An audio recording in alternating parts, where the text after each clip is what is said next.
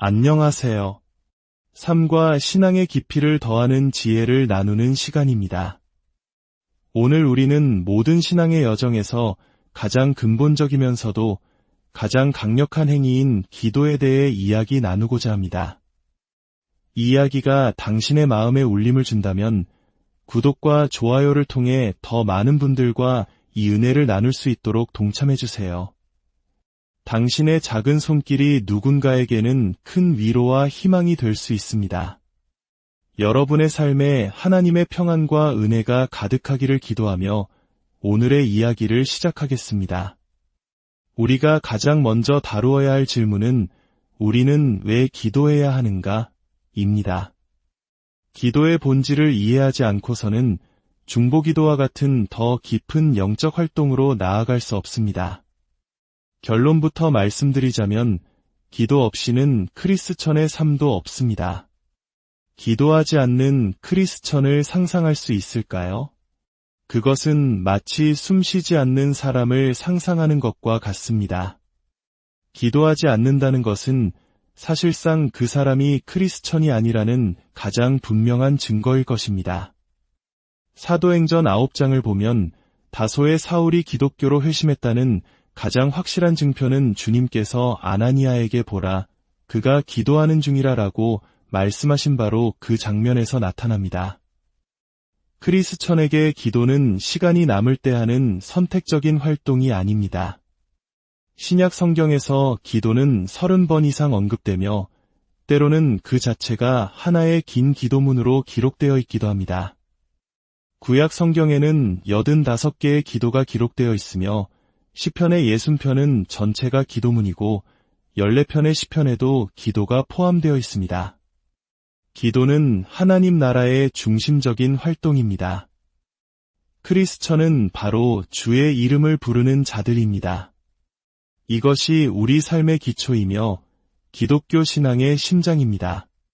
우리가 하나님께 나아가 그분과 만나고자 한다면 기도는 그 유일한 통로입니다. 우리의 영혼이 하나님을 향해 날아오를 때 그것은 기도의 날개에 실려 올라가는 것입니다. 기도는 하나님의 보좌 앞으로 나아가는 문을 열어줍니다. 성경이 기도의 책이듯 교회는 본질적으로 기도하는 집입니다. 마태복음 21장 13절의 말씀처럼 말입니다. 오직 인간만이 기도할 수 있습니다. 이것은 인간에게 주어진 경이로운 특권입니다. 천사들은 하나님을 경배하지만 우리처럼 간절한 마음으로 기도하지는 않습니다. 동물들 또한 주인을 따르지만 기도를 통해 영적인 교감을 나누지는 못합니다. 강아지는 주인이 무릎 꿇고 기도하는 모습을 볼 수는 있지만 그 순간 어떤 영적인 일이 일어나고 있는지는 전혀 알지 못합니다. 인간은 하나님을 바라보지만 동물은 오직 인간을 바라볼 뿐입니다. 세상의 모든 피조물 중 오직 인간만이 영적인 세계의 존재를 인식하고 그 세계와 소통할 수 있는 능력을 부여받았습니다. 기도는 하나님의 은혜가 주신 선물이자 인간이 가진 가장 고귀한 능력입니다. 어떤 인간도 무릎 꿇고 하나님 앞에 설 때보다 더 위대해질 수는 없습니다. 베토벤, 셰익스피어, 미켈란젤로, 뉴턴과 같은 인류의 위대한 천재들은 불멸의 작품을 남겼고 그들 모두는 기도하는 사람들이었습니다. 기도는 단순히 지성의 활동이 아니라 그들의 영혼이 표현할 수 있는 가장 경이로운 행위였습니다. 이사야 29장 14절은 이렇게 말합니다. 그러므로 내가 이 백성 중에 기이한 7 기이하고 가장 기이한 일을 다시 행하리니 그들 중에서 지혜자의 지혜가 없어지고 명철자의 총명이 가려지리라. 이 관점은 예레미야 9장 23절에서 24절을 통해 더욱 분명해집니다. 지혜로운 자는 그의 지혜를 자랑하지 말라. 용사는 그의 용맹을 자랑하지 말라. 부자는 그의 부유함을 자랑하지 말라. 자랑하는 자는 이것으로 자랑할지니 곧 명철하여 나를 아는 것과 나 여호와는 사랑과 정의와 공의를 땅에 행하는 자인 줄 깨닫는 것이라. 우리가 비범한 지성을 가졌든 가장 평범한 사람이든 우리 모두는 기도를 통해 이 수준에 이를 수 있습니다. 이사야 29장은 겸손한 자들이 주 안에서 기쁨을 더하고 가난한 자들이 이스라엘의 거룩한 분 안에서 즐거워할 것이라고 약속합니다. 기도는 단순히 말을 나열하는 것이 아닙니다. 그것은 우리의 영이 하나님의 영과 만나는 순간입니다. 마치 태양으로부터 빛이 끊임없이 흘러나오듯 생명은 하나님으로부터 계속해서 흘러나옵니다. 기도할 때 우리는 그 생명의 광선에 우리 자신을 노출시키고 신성한 사랑의 온기 속에서 햇볕을 쬐는 것과 같습니다. 우리는 그분의 선하심을 흡수하고 그것은 우리 존재의 가장 깊은 곳까지 스며듭니다.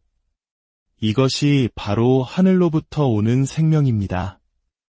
기도를 통해 우리는 그분과 함께 살자는 하나님의 초대에 응답하는 것입니다. 기도에 대해 알아야 할 것은 많지만 예수님께서는 우리에게 어떻게 시작해야 하는지를 분명히 보여주셨습니다. 누가복음 11장 2절에서 그분은 너희는 기도할 때에 이렇게 하라 아버지여 라고 말씀하셨습니다. 우리가 진정으로 기도하기 전에 우리는 이 근본적인 관계, 즉 아버지와 자녀의 관계를 맺어야 합니다. 우리는 그분의 자녀로서 하나님께 나아갑니다. 만약 우리가 그분의 자녀라면 우리는 기도하는 것을 잊어서는 안 됩니다. 아들이나 딸이 아버지에게 전혀 말을 걸지 않는다면 그것은 관계에 심각한 문제가 있다는 신호일 것입니다. 마찬가지로 우리가 하나님께 결코 기도하지 않는다면 우리는 그분을 무시하는 죄를 짓는 것입니다. 한 가족의 작은 장면을 상상해 보십시오. 아빠가 집에 돌아오자 어린 아들 지미가 아빠 하고 외치며 달려옵니다. 아빠는 아이를 보며 장난스럽게 묻습니다. 어디 보자, 내가 너를 알던가? 아들은 웃으며 대답합니다. 아빠, 저 지미잖아요. 아빠는 환하게 웃으며 말합니다. 아, 물론이지. 바로 내가 가장 사랑하는 아들이잖니. 하나님께서 우리를 보시는 방식이 바로 이와 같습니다. 우리는 그분이 사랑하시는 자녀들이며 기도 속에서 우리는 마치 아버지, 바로 저입니다. 라고 말하듯이 하나님께 나아갈 수 있습니다. 우리는 사도들을 통해 간접적으로 하나님께 연결된 것이 아닙니다. 우리 각자는 하나님의 영을 통한 직접적인 탄생으로 하나님의 가족이 되었습니다. 오늘날 거듭난 사람은 예수님의 품에 기댔던 요한만큼이나 하나님께 가까이 있습니다. 하나님의 아버 되심이야말로 진정한 아버지의 원형이며 이 땅의 아버지들은 하늘에 계신 우리 아버지의 그림자일 뿐입니다. 기도의 기초가 하나님의 아버 되심이라면 우리는 우리가 진정 그분의 자녀인지 확인해야 합니다. 오직 자녀만이 권리를 가지며 다른 이들은 이방인처럼 기도할 뿐입니다. 물론 이방인들도 예수 그리스도께 예라고 답하고 그분의 주되심에 순복하는 순간 하나님의 자녀가 될 수 있습니다. 성경이 말하듯 그분은 우리에게 하나님의 자녀가 되는 권세를 주셨습니다. 우리가 그분을 영접하는 순간 그분은 우리를 당신의 가족으로 맞아주십니다. 그때부터 기도하려는 본능이 우리 안에 심어집니다. 우리는 하나님께 말하고 싶어집니다. 왜냐하면 그분은 우리의 아버지가 되셨고 자녀가 아버지를 향해 사랑을 표현하듯 우리도 자연스럽게 그분께 우리의 사랑을 표현하고 싶어지기 때문입니다. 기도하지 않는 것은 오히려 매우 부자연스러운 일입니다. 로마서 5장 5절은 우리에게 주신 성령으로 말미암아 하나님의 사랑이 우리 마음에 부은 바 됨이니라고 말합니다. 그리고 로마서 8장 15절은 너희는 다시 무서워하는 종의 영을 받지 아니하고 양자의 영을 받았으므로 우리가 아빠 아버지라고 부르짖느니라고 증언합니다. 이것이 바로 하나님께서 우리 안에서 행하시는 일의 증거입니다. 많은 사람들이 하나님이 무한히 지혜로우시니 그들의 기도를 들어주실 것이라는 막연한 희망만으로 기도합니다. 그들은 하나님을 전능하지만 멀리 계시고 알 수 없으며 이 작은 행성과 그 위에서 개미처럼 바글거리는 주민들을 알아차리기에는 너무나 위대하신 분으로만 인식합니다. 그러나 그들의 관점은 잘못되었습니다. 아무리 위대한 아버지라 할지라도 자기 아들을 위한 시간은 언제나 있습니다. 아들은 아버지가 너무 위대해서 자신을 알아봐주지 않을까 봐 두려워하며 물러서지 않습니다. 아버지는 아들을 사랑하고 아들은 아버지가 누구이든 그를 사랑합니다. 온 세상이 한 사람을 존경하고 두려워할지라도 그의 아들은 그와 함께하는 시간을 행복하고 자유롭게 누릴 것입니다. 하나님은 분명 우리의 이해를 초월할 만큼 위대하시지만 그분은 바로 우리를 당신의 자녀로 삼으신 그 경이로운 분이십니다. 우리는 그분을 기뻐하고 그분 또한 우리를 기뻐하시며 기도 속에서 우리의 목소리를 듣기를 즐거워하십니다. 로마서와 갈라디아서에서 우리가 아바, 아버지라고 부르짖는다고 기록되어 있습니다. 이 특별한 단어 아바를 자세히 살펴봅시다. 이것은 예수님의 모국어였던 아람어 단어입니다. 그 의미는 아버지이지만 매우 다정하고 사랑스러운 뉘앙스를 담고 있습니다. 당시 가정 내에서 어린아이부터 성인 자녀까지 아버지를 부를 때 사용하던 친밀한 호칭이었습니다. 이는 마치 한국의 자녀들이 아버지를 친근하게 아빠라고 부르는 것과 비슷합니다. 하지만 그 안에는 어린아이의 응석뿐만 아니라 성숙한 자녀가 아버지에 대해 갖는 깊은 신뢰와 사랑, 그리고 우리가 가진 정과 같은 끈끈한 유대감이 담겨 있습니다. 예수님께서는 겟세마네 동산에서 단 한 번 당신의 아버지를 아바라고 부르셨습니다. 그것은 어린아이의 외침이 아닌 가장 깊은 고통 속에서 터져나온 아들의 신뢰에 찬 부르짖음이었습니다. 예수님께서는 우리에게 아바라고 기도하라고 가르치시기보다는 우리 아버지라고 기도하라고 가르치셨습니다. 우리는 갓난아이가 아니라 상속자로서의 아들이기 때문입니다. 갈라디아서 4장은 유업을 이을 자가 어릴 동안에는 후견인과 청지기 아래에 있지만 아들이 된 후에는 하나님께서 그를 유업을 이을 자로 삼으셨다고 분명히 말합니다. 또한 성경은 우리가 아바 아버지라고 부르짖는다고 말합니다. 여기서 부르짖는다는 단어는 단순히 신음하는 것이 아니라 큰 소리로 외치는 것을 의미합니다. 헬라어로는 크라조입니다. 그러므로 기도는 조용한 명상이나 하나님 앞에서의 기다림만이 아닙니다. 그것은 표현되고 선포되는 것입니다.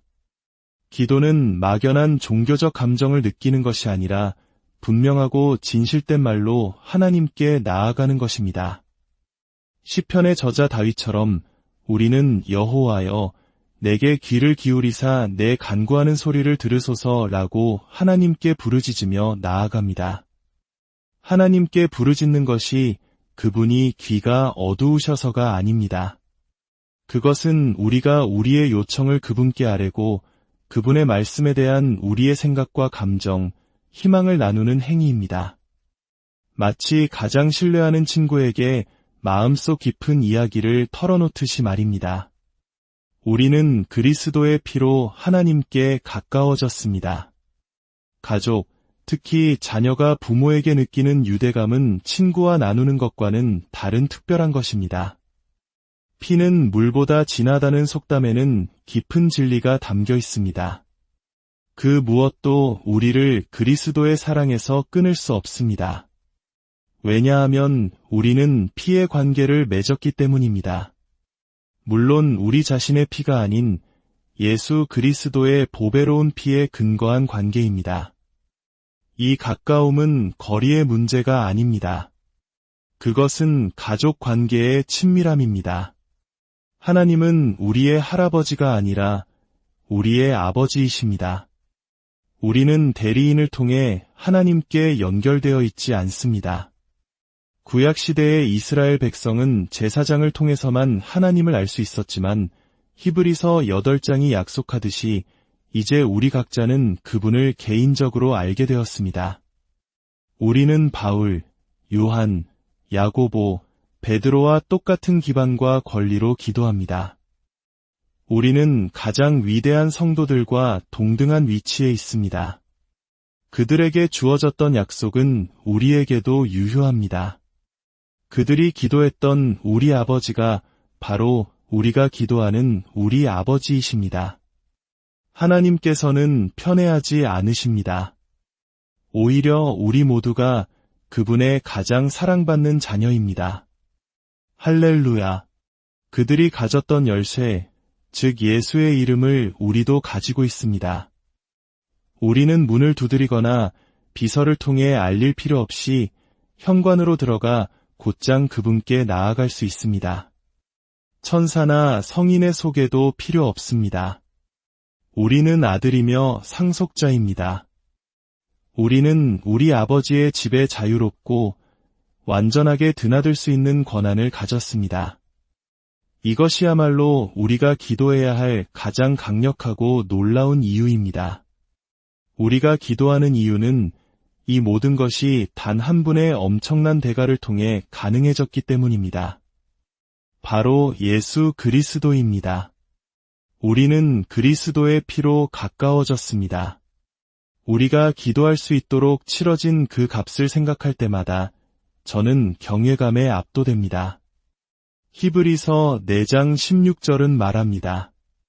그러므로 우리는 긍휼하심을 받고 때를 따라 돕는 은혜를 얻기 위하여 은혜의 보좌 앞에 담대히 나아갈 것이니라. 히브리서 10장 역시 우리가 예수의 피를 힘입어 성소에 들어갈 담력을 얻었으며 그가 우리를 위하여 휘장 가운데로 열어놓으신 새롭고 산 길을 따라 참 마음과 온전한 믿음으로 하나님께 나아가자고 권면합니다. 우리가 드리는 기도는 갈보리 십자가의 무게와 그리스도의 피의 능력을 담고 있습니다. 하나님께서 이토록 엄청난 대가가 치러진 기도를 외면하신다는 것은 상상할 수 없는 일입니다. 우리가 기도해야 하는 또 다른 이유는 예수님께서 기도하셨기 때문입니다. 복음서는 예수님께서 기도하신 20번의 경우를 기록하고 있습니다. 특히 요한복음에서 예수님의 기도는 특별한 활동이 아니라 그저 아버지와 자연스럽게 대화하는 것이었습니다. 그분은 하나님과 온전히 하나였기에 아버지와 교제하는 것은 너무나 당연했습니다. 그분은 하나님께 더 가까워지기 위해 기도하신 것이 아니라 이미 너무나 가까웠기 때문에 그리고 아버지를 너무나 사랑했기 때문에 기도하셨습니다. 우리도 사랑하는 사람들과 함께 시간을 보내는 것을 즐거워하지 않습니까? 사랑한다는 것 외에 다른 이유가 필요할까요? 제자들은 그분이 기도하시는 모습을 보고 말했습니다. 주여, 우리에게도 기도를 가르쳐 주옵소서. 베드로는 그리스도께서 우리에게 본을 끼쳐 그 자취를 따라오게 하려 하셨다고 말합니다. 그 본에는 기도하는 습관이 포함되어 있었습니다. 예수님께서는 너희가 기도할 때에 라고 말씀하셨지, 만약 너희가 기도한다면 이라고 말씀하지 않으셨습니다. 그분은 우리가 기도할 것을 당연하게 여기셨습니다. 산상수훈의 많은 부분이 기도에 대한 가르침에 할애되었습니다. 하나님 나라의 백성들은 기도하는 사람들입니다. 만약 우리를 하나님 나라의 생산품이라고 비유한다면 우리의 생산품은 바로 기도입니다. 기도의 진정한 기반은 종교적 의무가 아니라 하나님의 사랑입니다. 만약 우리가 하나님을 사랑한다면 우리는 두려움 없이 우리가 원하는 것을 그분께 구할 수 있습니다. 그렇지 않다면 우리는 아버지여, 재산 중에서 내게 돌아올 분기들 내게 주소서라고 요구했던 탕자와 같을 것입니다. 많은 사람들의 삶이 주소서, 주소서, 주소서라는 끊임없는 요구로 가득 차 있습니다.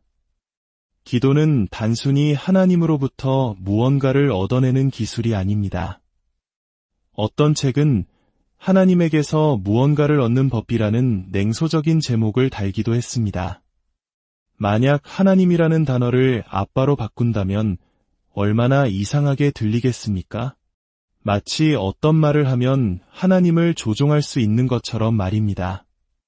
하나님의 선하심의 문을 여는 마법 카드는 없습니다. 우리는 우리를 사랑하시고 언제나 우리보다 더 많은 것을 주시는 살아계신 하나님께 나아가는 것입니다. 성경이 말하는 유일한 기술은 갈라디아서 5장 6절의 말씀처럼 사랑으로서 역사하는 믿음뿐입니다. 우리는 기도할 때 빌립보서 4장 6절의 말씀처럼 감사함으로 우리의 구할 것을 아뢰어야 합니다. 이것이 성경이 말하는 유일한 기술입니다. 또한 우리는 성령님께서 기도하시기 때문에 기도합니다. 로마서 8장 26절과 27절에는 놀라운 선언이 있습니다. 이와 같이 성령도 우리의 연약함을 도우시나니 우리는 마땅히 기도할 바를 알지 못하나 오직 성령이 말할 수 없는 탄식으로 우리를 위하여 친히 간구하시느니라. 이는 성령이 하나님의 뜻을 따라 성도를 위하여 간구하심이니라. 주목하십시오. 성령님께서 기도하십니다. 그리고 더욱 놀라운 것은 성령님께서는 기도하기 위해 인간을 필요로 하신다는 사실입니다. 그분은 우리를 위해서만 기도하시는 것이 아니라 우리를 통해서 기도하십니다. 기도하는 모든 사람은 성령님께 유용한 존재가 되어 하늘의 기적에 사용되는 도구가 됩니다. 성령님의 말할 수 없는 탄식은 기도하는 자들을 통해 표현됩니다.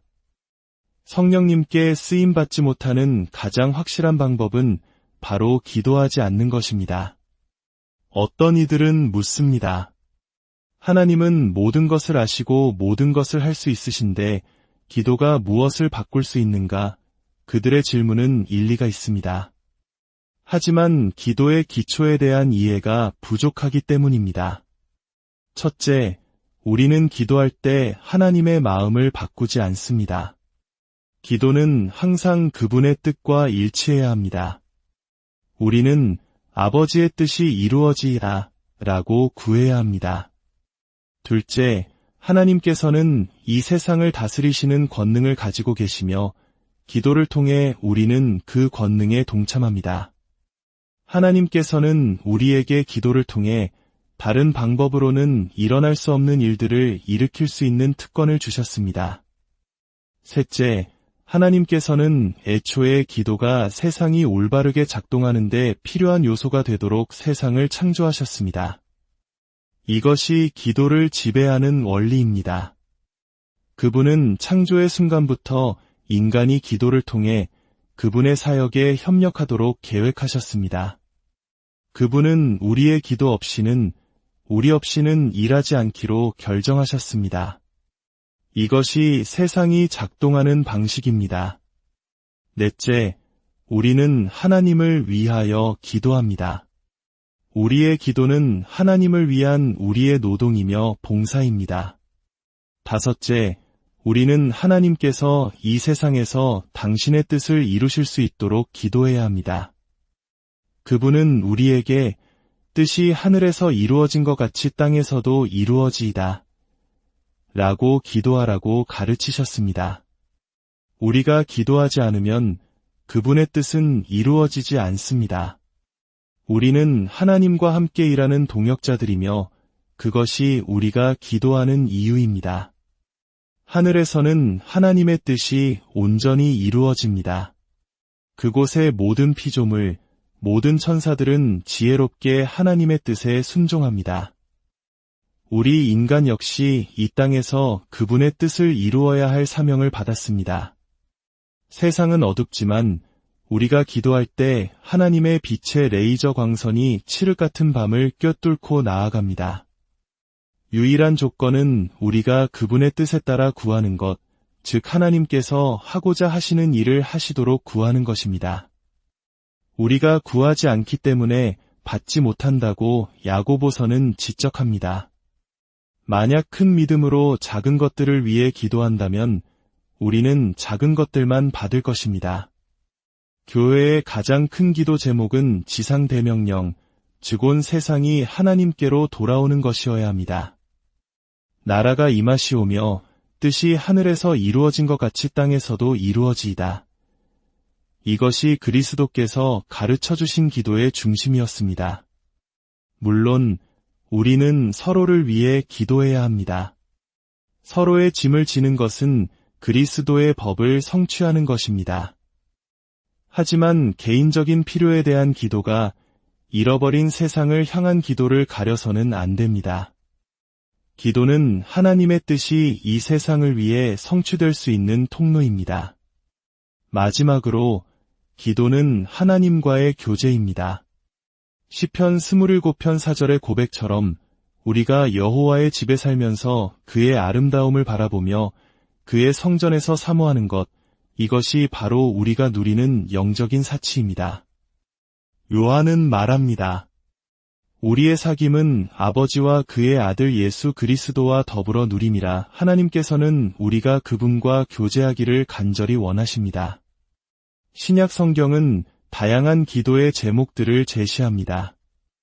이를 크게 세 가지로 분류할 수 있습니다. 복음 전파를 위한 기도, 다른 사람을 위한 중보기도, 그리고 우리 자신을 위한 간구입니다. 주기도문의 7가지 간구 중 5가지가 하나님 나라에 관한 것입니다. 우리는 하나님의 추수를 위해 일꾼을 보내주시도록, 말씀을 담대히 전할 담력을 위해 복음의 문이 열리도록, 그리고 하나님의 이름이 영광 받으시도록 기도해야 합니다. 사랑하는 여러분, 기도는 종교적인 의무가 아닙니다. 그것은 사랑하는 자녀가 사랑하는 아버지와 나누는 친밀한 대화이며 이 세상을 향한 하나님의 선하신 뜻을 이루는 거룩한 동력입니다. 오늘 당신의 마음을 열고 하늘에 계신 우리 아버지께 나아가십시오. 그분은 당신의 목소리를 듣기 원하시며 당신의 기도를 통해 놀라운 일을 행하기를 기다리고 계십니다. 여러분의 삶에 하나님의 평안과 은혜가